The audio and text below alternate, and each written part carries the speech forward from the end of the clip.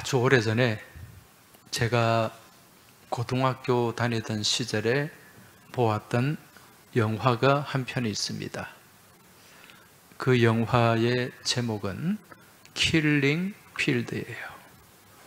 아마 이 영화를 보신 분들이 이 자리에도 많이 계실 텐데, 저는 그 영화를 보면서 많은 충격을 받았습니다. 그 영화를 보면 주인공이 디트 프란이라는 사람이에요. 이 디트 프란은 캄보디아의 사진 기자입니다. 그리고 뉴욕 타임즈 그 특파원들을 통역했던 사람이 디트 프란이라는 사람인데 실제 인물이에요. 이 디트 프란이 강제 수용소에 잡혀 있다가 극적으로 탈출하는 그런 과정을 이제 영화에 담고 있습니다. 이 프란이 탈출을 하는 과정에 이 늪지대를 지나게 되는데, 거기에 크메르 루즈에게 학살된 수천 구의 유골이 있는 그 들판을 목격하게 됩니다. 이게 이 프란에 의해서 이제 전 세계 사람들에게 알려지게 되죠. 그때 붙여진 이름이 킬링 필드입니다. 여러분, 킬링 필드 뜻이 뭐죠? 죽음의 들판이죠. 제가 아주 오래전에 이 캄보디아 프놈펜에 갔다가 이 킬링 필드 그 현장을 갔어요. 거기에 총액 학살터 이런 이름이 붙어 있는데, 거기에 갔더니 그때 그 무참하게 살해당한 그 사람들의 유골이 그 유리 상자에 곳곳에 가득 채워져 있는 그 현장을 볼 수가 있었습니다. 여러분도 잘 아시겠지만은 1975년부터 79년까지 이 캄보디아라고 하는 나라는 크메르 루즈의 지배를 받았습니다. 이 크메르 루즈라는 말은 원래 이 캄보디아 사람들이 크메르 족속이거든요.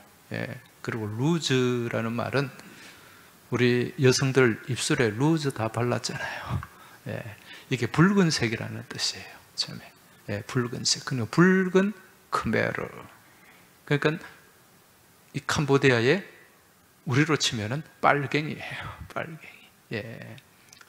이 캄보디아의 공산주의자들. 요즘으로 치면은 여러분 저기 무슬림 정권에 있는 IS, 알카에다, 탈레반 이런 사람들 있잖아요. 그런 무리라고 할 수가 있습니다. 이 사람들이 5년 동안 정권을 잡고 캄보디아를 통치하는 동안 엄청난 학살을 했어요. 당시에 캄보디아 인구가 한 750만 명 정도 됐는데 200만 명 이상을 죽였어요. 캄보디아 인구의 4분의 1이 사라진 거죠. 그런데 어떤 사람들을 죽였는가? 주로 지식인들, 교수, 교사, 의사, 약사, 기술자, 공무원, 예술가, 이런 사람들 다 죽였어요. 심지어는 안경 낀 사람들 다 죽였습니다. 피부가 좀 흰 사람들 죽였어요.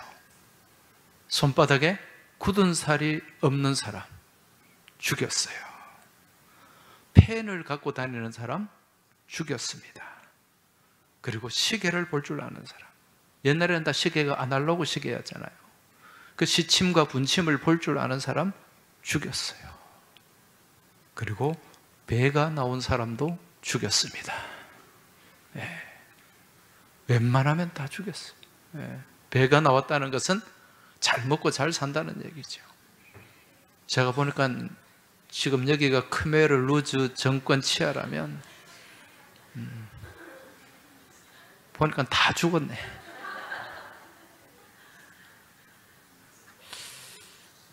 지금도 캄보디아는 가난한 나라입니다. 그때 이 지식 있는 사람들 다 죽여놓으니까 나라가 발전할 수가 없는 거예요. 여러분, 오늘 우리가 읽은 말씀, 이 에스겔 말씀을 보면 킬링 필드가 등장합니다. 좀 더 구체적으로 말씀드리면 킬링 필드가 아니라 킬링 밸리라고 할 수가 있어요. 마른 뼈로 뒤덮여 있는 죽음의 골짜기. 오늘 말씀 1절, 2절을 한번 보시기 바랍니다. 여호와께서 권능으로 내게 임재하시고 그의 영으로 나를 데리고 가서 골짜기 가운데 두셨는데 거기 뼈가 가득하더라. 나를 그 뼈 사방으로 지나가게 하시기로 본즉 그 골짜기 지면에 뼈가 심이 많고 아주 말랐더라. 지금 이 죽음의 골짜기, 이 현장을 아주 리얼하게 그렇게 지금 보여주고 있습니다.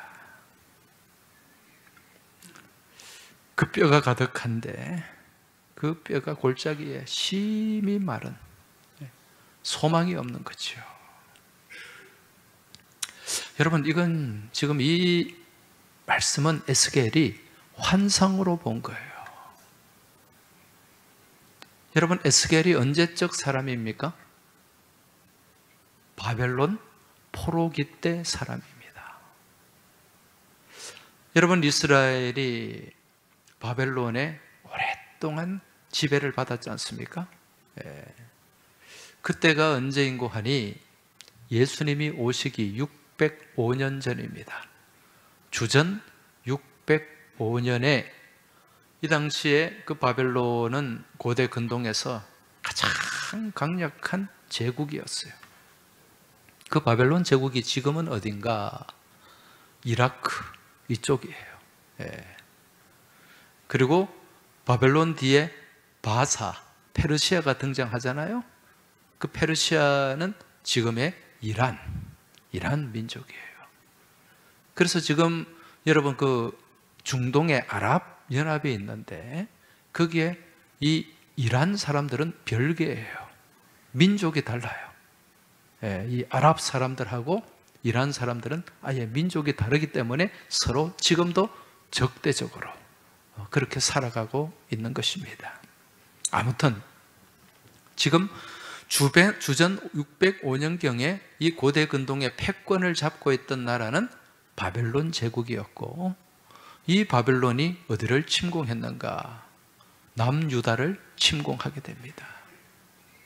그 당시에 대부분의 나라들이 다 바벨론의 지배를 받고 있었어요. 이때 바벨론이 605년에 침공을 해서 많은 사람들을 포로로 잡아가게 됩니다.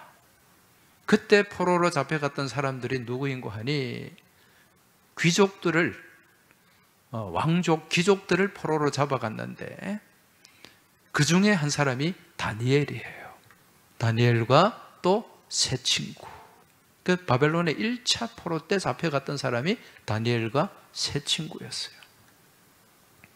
그리고 그 뒤에 주전 597년에 또 2차 침공을 하게 됩니다.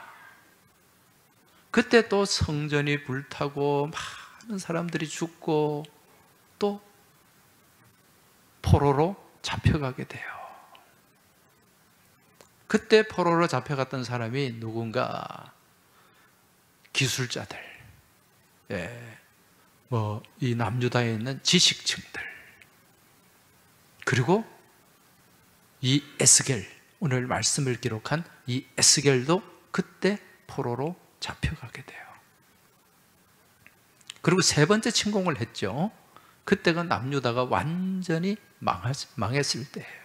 주전 586년입니다.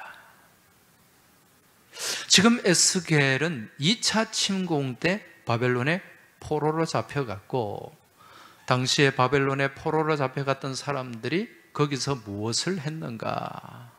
중노동에 시달렸어요. 중노동에. 에스겔 1장에 보면 이 에스겔이 그발 강가에 있었다, 그렇게 말씀합니다. 그 그발 강가는 이 바벨론의 유프라테스 티그리스 강이 있지 않습니까?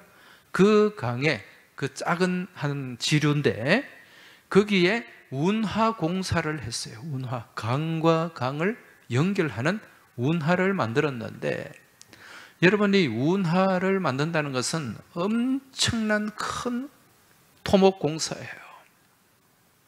지금이야 뭐 중장비들이 많으니까 뭐 그런 장비들을 동원하면 또 공사를 뭐 그래도 수월하게 할 수 있습니다만은, 여러분 지금 이때가 언제입니까? 거의 2500년 전이에요. 지금부터 2500년 전에 운하 공사를 한다? 그럼 무엇으로 했겠습니까? 사람의 노동력이에요. 요즘처럼 그런 곡괭이나 삽 이런 것도 없었어요. 제대로 된 작업 도구가 없었죠. 그런 상황에서 운하 공사를 하다 보니까 얼마나 많은 사람들이 죽어나갔는지 모릅니다. 이러한 상황에서 지금 에스겔이 환상을 본 거예요. 지금 남유다는 바벨론의 침공에 그 말발굽에 짓밟히면서 집들은 불이 타고 성은 무너지고 많은 사람들이 그 칼날에 죽어나가는 그런 현실이었어요. 남유다 곳곳이 킬링 필드, 킬링 밸리였습니다. 이때 이 에스겔이 하나님께서 보여주시는 환상을 본 거예요. 여러분, 하나님께서 어떤 메시지를 주실 때 여러 가지 방법들이 있습니다. 우리가 기도하는 가운데 하나님께서 우리에게 감동을 주실 때가 있어요. 기도하는 가운데 특별한 감동을 주실 때가 있어요. 그것도 하나님의 응답이에요. 때로는 또 신비한 음성으로 역사하시기도 합니다. 신비한 음성으로. 그리고 때로는 말씀을 읽으면서 묵상하는 가운데 그 깨달음을 주세요. 이것도 하나님의 메시지입니다. 내가 어떤 기도 제목을 가지고 기도하는데, 기도할 때는 하나님이 응답하지 않았는데 말씀을 묵상하는데 이 하나님의 뜻이구나 라는 것을 깨닫게 하신다는 거죠. 그리고 어떨 때는 무엇을 보여주시는가? 환상을 보여주시기도 합니다. 꿈으로도 역사하세요. 꿈으로도 역사하시고 환상을 보여주실 때도 있습니다. 오늘 에스겔이 이 환상을 본 것입니다. 에스겔이 본 환상이 무엇이었습니까? 마른 뼈였어요. 마른 뼈 환상. 처참한 모습입니다. 여러분, 이 뼈가 말라있는 해골이라고 하죠. 여기는 아무런 소망이 없어요. 무엇을 기대할 수도 없습니다. 절망 그대로입니다. 이 상황을 잘 보여주는 말씀, 오늘 읽은 10절까지 읽었는데 11절 말씀 보시기 바랍니다. 또 내게 이르시되 인자야, 이 뼈들은 이스라엘 온 족속이라. 그들이 이르기를 우리의 뼈들이 말랐고 우리의 소망이 없어졌으니 우리는 다 멸절되었다 하느니라. 여러분, 이 뼈들이 누구라고 얘기합니까? 이스라엘 족속들이다. 이 마른 뼈들, 무엇이 없습니까? 소망이 없다. 다 멸절되었다. 그렇게 말합니다. 아무런 기대가 없어요. 소망이 없어요. 근데 여러분, 우리 하나님은 어떤 분입니까? 절망 가운데, 낭만 가운데 무엇을 주시는 분입니까? 소망을 주시는 분인 줄 믿습니다. 한 치 앞도 내다볼 수 없는 캄캄한 절망 속에서도 소망의 빛을 주시는 분이에요. 모든 것이 가로막히고 나아갈 길이 보이지 않는 그러한 곳에서, 그 위기 가운데서 기회의 문을 열어주시는 분이 우리 하나님이신 줄 믿으시기 바랍니다. 우리가 이 하나님을 믿고 나가는 거예요. 자, 오늘 4절, 5절 말씀 보시기 바랍니다. 또 내게 이르시되 너는 이 모든 뼈에게 대언하여 이르기를 너희 마른 뼈들아 여호와의 말씀을 들을지어다. 주 여호와께서 이 뼈들에게 이같이 말씀하시기를 내가 생기를 너희에게 들어가게 하리니 너희가 살리라. 할렐루야. 너희가 살리라 말씀하고 있습니다. 먼저 살기 위해서 무엇을 말씀합니까? 무엇이 들어가야 돼요? 그 앞에 너희 마른 뼈들아 무엇을 들을지어다? 말씀을 들을지어다. 쉐마. 쉐마. 하나님의 말씀을 들어야 된다는 거죠. 이 마른 뼈들이 누구라 그랬습니까? 이스라엘 백성들이에요.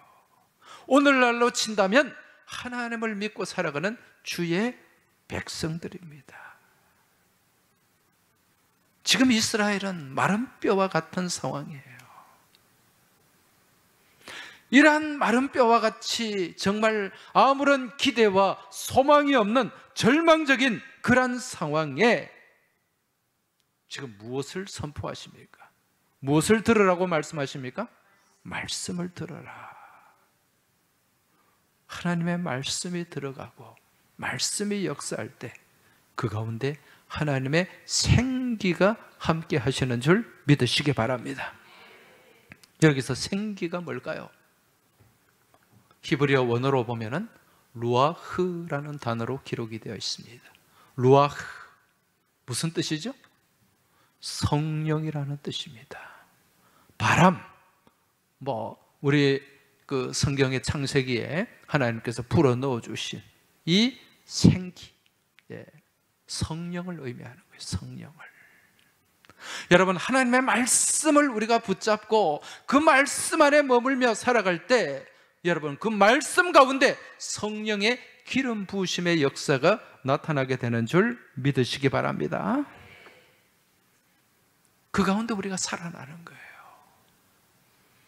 여러분, 하나님 말씀에는 능력이 있습니다. 하나님 말씀은 살았습니다. 하나님 말씀은 운동력이 있습니다.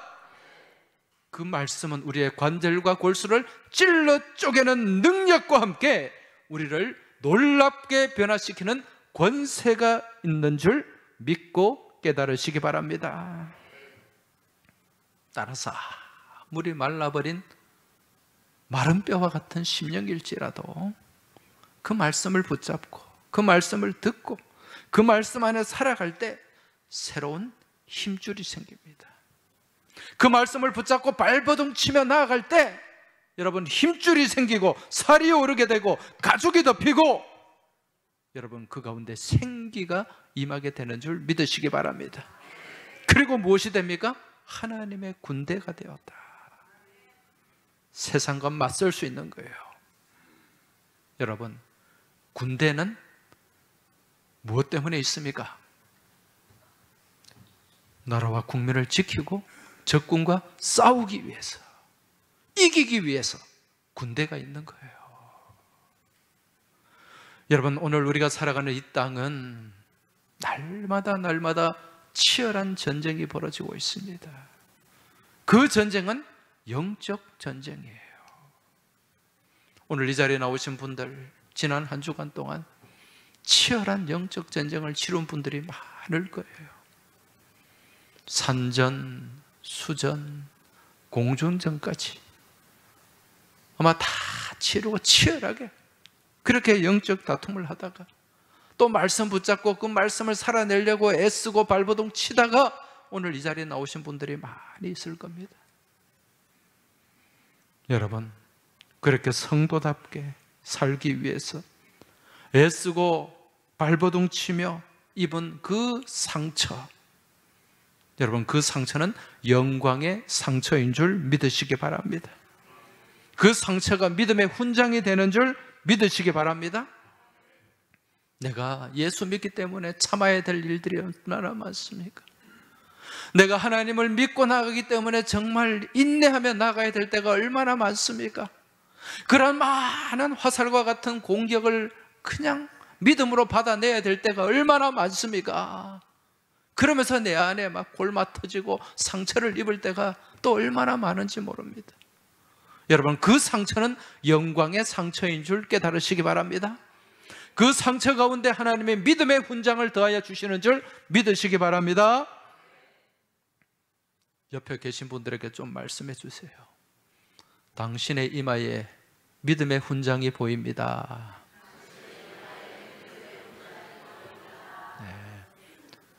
대충 하지 말라 그랬죠. 진짜 훈장이 있나 없나 한번 보세요. 다시 한번. 당신의 이마에 믿음의 훈장이 보입니다. 할렐루야.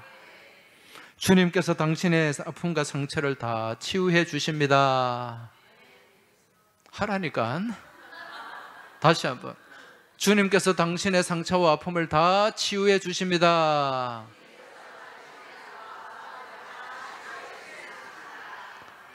조금만 길면은 이걸 잘 외워야 치매가 안 와요. 다시 한 번 더 확실하게 하세요. 주님께서 당신의 상처와 아픔을 다 치유해 주십니다.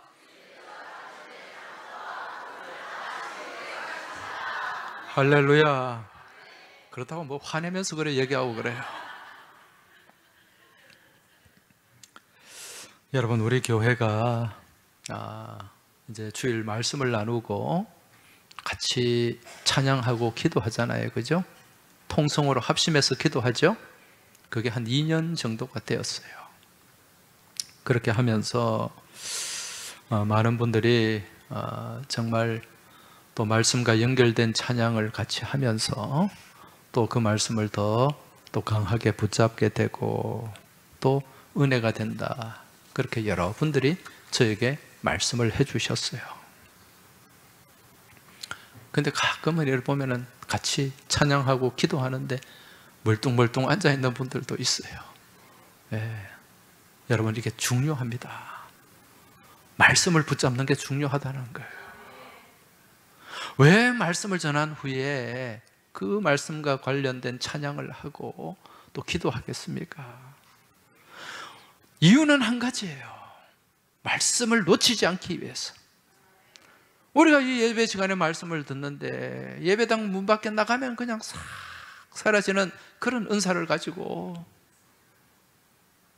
교회만 떠나면 무슨 말씀을 들었는지 기억을 못하는 거예요.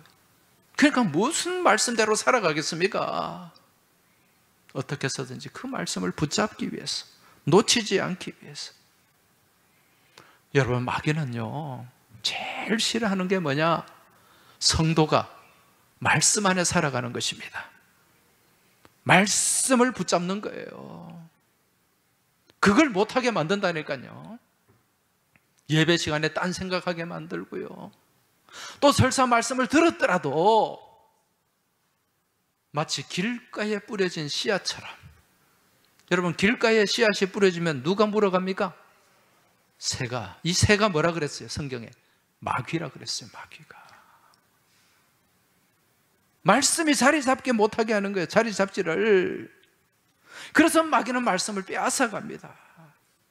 우리가 이 영적 전쟁에서, 이 험한 세상에서 여러분 맞서 승리하기 위해서는 무엇을 붙잡아야 됩니까? 말씀이에요. 말씀은 여러분, 말씀은 검입니다. 칼입니다. 우리 말씀의 검을 붙잡고 나가야 되는 거예요. 여러분, 이 시대는 날이 갈수록 악해지고 있습니다.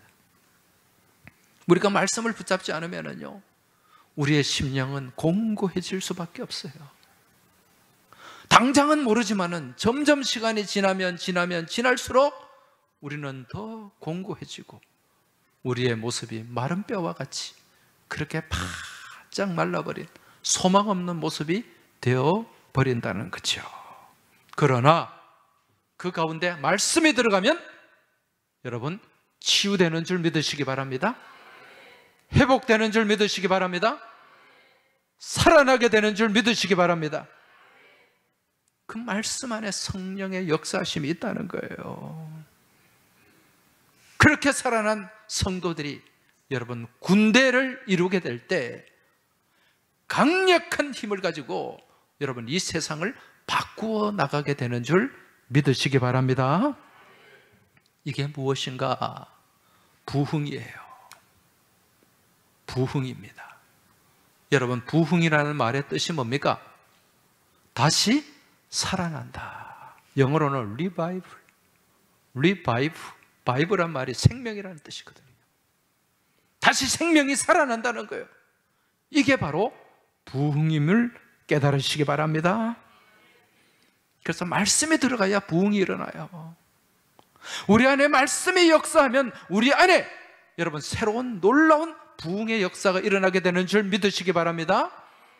우리 교회 안에 말씀이 역사하면 우리 교회가 놀라운 부흥의 파도를 타게 되는 줄 믿으시기 바랍니다. 지난 주간에 제가 월요일부터 원래는 수요일까지였죠. 한지터라고 하는 데가 있습니다. 한국교회 지도자센터예요. 여기서 이제 주관하는 바른신학 균형 목회라는 세미나가 있습니다. 지금 한 20몇 년 동안 쭉 이어지고 있어요. 이 세미나는 서울의 충신교회라고 있습니다. 박종순 목사님, 그 충신교회가 중심이 되고 또 우리 장로회 신학대학교 장신대 교수님이 함께 협력을 합니다. 그리고 여러분 그 알로에 마힘이라는 데가 있잖아요. 그 알로에 마힘에서 또 협력을 해줍니다. 이 세미나를 주도적으로 이끌어 가시는 분이 우리 교회 출신인 우리 교회 몇 번 오셨잖아요. 장신대 교수로 지금 명예교수로 계시는 장흥길 교수님. 1년 동안 이 교수님과 또 이 목회자들이 이 세미나를 준비를 해서 그렇게 2박 3일 세미나를 하는 거죠. 이제 이 세미나를 들으면은 거의 참여를 하면 한 2, 3년을 내다보는 그러한 새로운 지평을 얻을 수가 있어요. 이번에 그 세미나에서 다루었던 주제가 교회의 생애 주기입니다. 여러분 사람에게 생애 주기가 있잖아요. 태어나게 되고 성장하게 되고 성숙하게 되고 또 어느 시간에는 점점 몸과 건강이 약해져서 또 이제 쇠퇴하게 되고 또 결국 죽음에 이르게 되는 이런 생애 주기가 있어요. 교회도 생애 주기가 있습니다. 처음에 개척이 되고 세워지고 또 교회가 성장하고 활발하게 움직이고 또 그렇게 성숙한 단계에 있다가 어느 시간이 지나면은 또 쇠퇴하는 교회들도 있어요. 여러분 성경에 나오는 소아시아의 7교회라든가 당시에 얼마나 왕성했습니까? 그죠? 그런데 그러한 교회들이 지금은 흔적이 없어요. 여러분 교회도 사라집니다. 교회는 유기체예요. 그런데 이제 이 학자들이 조사를 해본 결과 이 교회의 생애 주기 가운데 부흥하다가 또 그 성장 가운데서 또 어느 순간에 쇠퇴하는 그런 과정을 겪는 교회들이 많아요. 지금 한국 교회가 그런 과정이 지금 쇠퇴기예요. 지금 한국 교회가. 그런데 이러한 쇠퇴하는 과정 속에서도 다시 리바이벌, 일어서는, 살아나는 그러한 교회들이 있어요. 여러분 영국 교회가 지금 많이 쇠퇴했다고 우리가 알고 있잖아요. 근데 그 영국 교회들 가운데서도 놀랍게 리바이벌 하는 교회들이 있는 거예요. 쇠퇴 과정을 겪다가도 다시 살아나는 거예요. 그러한 교회들의 특징을 찾아봤더니 무엇이 있는가? 하나님 말씀이 있더라는 거예요. 할렐루야. 성령의 기름 부으심이 있더라는 거예요. 그리고 교회가 본질에 충실하더라는 것입니다. 여러분, 교회의 본질이 뭡니까? 예배입니다. 선교입니다. 이게 교회의 본질이에요. 살아있는 예배, 말씀이 역사하는 교회. 여러분, 이 교회가 다시 리바이벌 살아나더라는 것입니다. 할렐루야. 그리고 선교에 집중하는 교회, 선교형 교회라고 하죠. 아울리치 나가고요, 섬기고 봉사하고요, 지역사회를 위해서 헌신하고요, 움직이는 교회. 가만히 정체된 교회가 아니라 움직이는 교회, 샘물과 같은 교회. 저수지와 같은 교회는 망해요. 저수지는 뭡니까? 가두어 놓는 거예요. 내보낼 줄을 몰라요. 그러나 샘물 같은 교회는 어떤 교회입니까? 흘러나가는 거예요. 흘려보내는 거예요. 퍼주는 거예요. 그런 교회는 살아나더라, 회복되더라. 할렐루야. 우리 인생도 마찬가지입니다. 저수지 인생은요, 그러다가 썩어요. 변질됩니다. 그러나 정말 샘물과 같이 흘려보내고 퍼줄 줄 아는 인생, 여러분, 그 인생은 바로 살리는 인생이요, 살아나는 인생인 줄 믿으시기 바랍니다. 주님께서 원하시는 것이 바로 이거라는 것입니다. 본질에 충실해야 됩니다. 여러분, 우리 항서교회 금년에 또 여러 곳에 아울리치를 나갔습니다. 많은 분들이 가서 그곳에 해외, 국내 가서 섬기고 마을잔치하고 또 주일 예배 같이 예배 드리고, 여러분, 이거 하나님 기뻐하시는 일인 줄 믿으시기 바랍니다. 이러한 교회 가운데 하나님이 역사하시더라는 거예요. 내년에도 아울리치 나갈 때 더 많은 분들이 나가시고 구경꾼 되지 마시길 주의 이름으로 축원합니다. 아멘. 좀 크게 하시기 바랍니다. 이것저것 핑계대면 아무것도 못해요. 그러나 결단하고 그렇게 나아가면 내게 능력 주는 자 안에서 내가 모든 것을 할 수 있게 되는 줄 믿으시기 바랍니다. 이게 살아나는 거예요. 다시 여러분, 우리 교회 부흥의 파도를 타게 될 줄 믿습니다. 한국 교회를 이끌어가는 그러한 교회가 될 줄 믿습니다. 그 중심에 오늘 이 자리에 계신 우리 교우들이 다 서시길 주의 이름으로 축복합니다. 이제 이 시간 우리 같이 찬송하겠습니다. 오늘은 찬송하실 때 자리에서 일어나서 찬송하겠습니다. 지금은 엘리야 때처럼, 우리가 같이 찬송하며 손뼉 치며 그렇게 뜨겁게 찬양하고, 여러분, 기도의 방관자가 되지 마시기 바랍니다. 기도 못해도 돼요. 그저 하나님 앞에 내 마음, 내 소망을 쏟아내면 됩니다. 형식 따지지 마시기 바랍니다. 같이 찬송 드리겠습니다. 손뼉 치면서 찬송 드리겠습니다.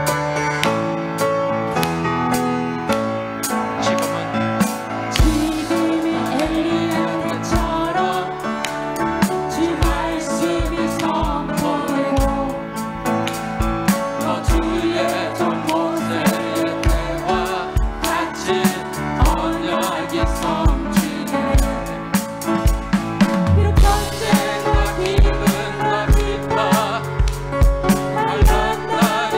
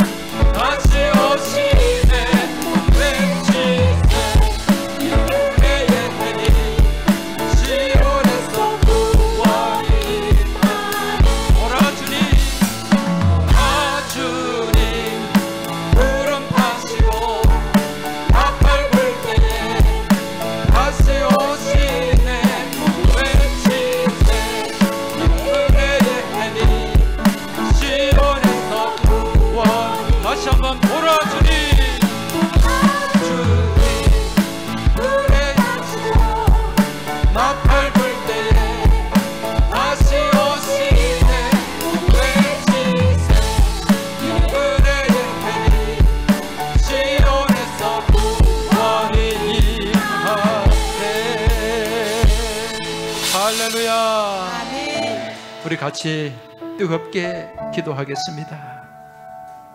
하나님 아버지, 오늘 지금 우리의 심령 가운데 말씀을 부어 주시옵소서. 우리가 그 말씀을 붙잡고 살아가게 하여 주옵소서. 마른 뼈와 같은 내 심령 가운데 성령의 기름을 부어 주시옵소서. 그리하여 그 말씀과 성령의 능력과 은혜 안에서 우리가 다시 살아나게 하여 주옵시고, 하나님의 군대가 되게 하시고 이 험한 세상과 맞서 승리하는, 날마다 승리의 깃발을 날리며 나아가는 믿음의 군대가 되시고 하나님의 용사가 되게 하여 주시옵소서. 이제 이 기도 제목 가지고 우리 주여 한번 외치고 합심해서 통성으로 기도하겠습니다. 주여. 살아 역사하시는 아버지 하나님 감사합니다. 오늘 이 시간 우리 믿음의 권속들이 하나님 말씀 붙잡고 부르짖으며 나아갑니다. 우리 교우들의 입술을 열어주시기 원합니다. 우리 교우들의 마음을 열어주시고 주님을 바라보게 하여 주시옵소서. 마귀에게 말씀을 빼앗기지 않게 하여 주옵소서. 그 말씀이 길가에 떨어진 씨앗이 되지 않게 하여 주옵시고, 옥토와 같은 심령에 뿌려지게 하여 주시고 30배, 60배, 100배의 결실을 거두며 그 말씀의 은혜와 능력 안에서 승리하며 나아가는 우리 모든 믿음의 권속이 되게 하시고 믿음의 용사들이 다 되게 하여 주시옵소서. 아버지 하나님, 이 험한 세상 가운데서 예수 그리스도의 향기를 드러내게 하여 주시고 우리가 본질에 충실하게 하여 주옵소서. 예배의 본질에 충실하게 하여 주옵시고 선교의 본질에 충실하게 하여 주시고 헌신의 본질에 충실하게 하여 주시옵소서. 그리하여 우리 성도들이, 우리 교회가 이 땅 가운데서 선한 영향을 나타내게 하여 주시고 주님의 향기를 나타나게 하여 주시옵소서. 하나님 아버지, 오늘도 저희들에게 말씀 주심에 감사합니다. 우리가 이 말씀 놓치지 않게 하여 주옵소서. 이 말씀을 붙잡게 하여 주옵소서. 아버지 하나님, 저희들의 심령이 길가와 같이 굳은 심령이 되지 않게 하여 주옵소서. 성령의 기경 가운데 아름답게 가꾸어진 옥토가 되게 하여 주시옵소서. 그 옥토와 같은 심령 가운데 말씀이 뿌려지게 하여 주시고 말씀이 싹이 나고 자라게 하여 주셔서 열매 맺게 하여 주시옵소서. 30배, 60배, 100배의 결실을 거두며 나아가게 하여 주시옵소서. 우리가 본질에 충실하기 원합니다. 말씀을 붙잡고 뜨겁게 예배하는 우리 믿음의 공동체, 예배 공동체가 되게 하여 주시옵소서. 선교적 교회가 되게 하여 주옵소서. 선교와 봉사에 최선을 다하는 우리 교회와 교우들이 다 되게 하여 주셔서 저수지와 같은 교회가 아니라 날마다 흘러보내며 생명을 나누는 샘물과 같은 교회 되게 하여 주시옵소서. 우리 주님 예수 그리스도 이름으로 간절히 기도하옵나이다. 아멘.